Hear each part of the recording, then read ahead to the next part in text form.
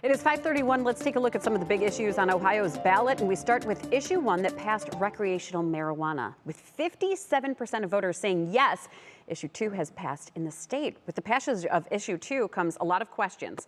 So let's talk money and marijuana. Yeah, analysis from Ohio State estimates that it could bring in between $276 million to $400 million a year in taxes. So where would the money go?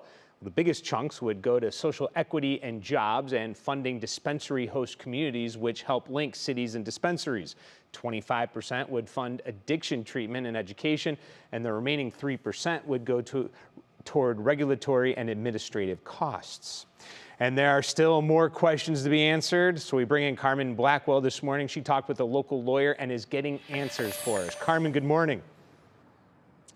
Good morning, Dave. So another big question now is, what will this new law look like for drivers and the penalties for those who get behind the wheel that are under the influence of marijuana in the future?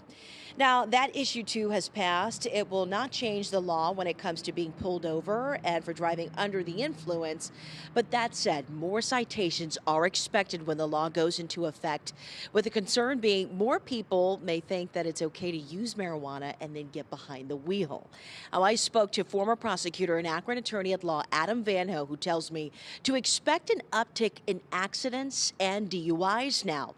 And when it comes to law enforcement cracking down on OVIs, he says that the state will need to retrain officers to better detect high drivers, upgrade drug testing equipment, which could include roadside express urine testing and advanced field sobriety tests.